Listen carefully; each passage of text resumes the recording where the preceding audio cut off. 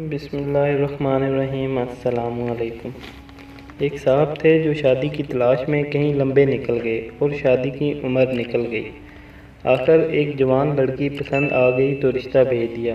جوان لڑکی نے 2 شرطیں رکھیں اور شادی پر تیار ہو گئی۔ پہلی یہ کہ ہمیشہ جوانوں میں بیٹھو گے، دوسری یہ کہ ہمیشہ دیوار پھلانگ کے گھر آیا کرو گے۔ شادی ہو گئی۔ بابا جی جوانوں میں ہی بیٹھتے اور گپیں لگاتے۔ جوان ظاہر ہے صرف لڑکیوں کی اور پیار محبت کی ہی باتیں کرتے ہیں۔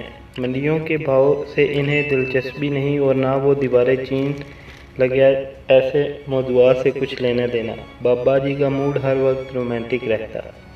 گھر جاتے تو ایک جھٹکے سے دیوار پھلانگ کر گھر میں کود جاتے۔ آخر ایک دن بابا جی کے پرانے جاننے والے مل گئے۔ وہ انہیں گلے شکوے کر کے اور کیر کار کے اپنے پنڈال چوکڑی میں لے گئے۔ اب وہاں کیا باتیں ہونا تھی یار، گھٹنوں کے درد سے مر گیا ہوں، بیٹھ کر نماز پڑھتا ہوں یار، میرا تو وضو ہی نہیں رہتا، میرے تو بھائی جان ریڑھ کی ہڈی کا مورا کھل گیا ہے، ڈاکٹر کہتا ہے جھٹکا نہ لگے یار، مجھے تو نظر ہی کچھ نہیں آتا، کل پانی کے بجائے مٹی کا تیل پی گیا تھا، ڈرپ لگی ہے تو جان بچی ہے۔ بابا جی جوں ان کی باتیں سنتے گئے تو ان کا مورال زمین پر لگتا گیا۔ جب ٹھیک پتال میں پہنچا تو مجلس برخاست ہو گئی اور بابا جی گھسیٹتے پاؤں کے ساتھ گھر کو روانہ ہو گئے۔ گھر پہنچ کر دیوار کو دیکھا تو گھر کی دیوار کے بجائے وہ دیواریں چین لگی۔ ہمت نہ پڑی دیوار کودنے کی کہ کہیں بابے پھجے کی طرح چک نہ نکل جائے۔ آخر ماڈل تو دونوں کا ایک ہی تھا۔ بابا جی نے کنڈی کھٹکھٹائی، کھٹ کھٹ کھٹ۔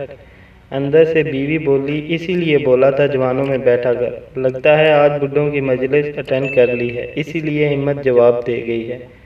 نتیجہ انسان بوڑھا نہیں ہوتا، مجلس اسے بوڑھا کر دیتی ہے۔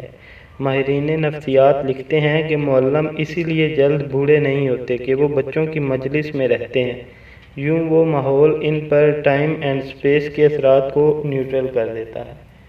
امید کرتا ہوں دوستوں آپ کو ہماری یہ ویڈیو ضرور پسند آئی ہوگی۔ اگر آپ کو ویڈیو اچھی لگے تو لائک کریں، ہمارے چینل کو سبسکرائب کریں اور بیل آئیکن کے بٹن کو پریس کرنا ہرگز نہ بھولیں۔ شکریہ۔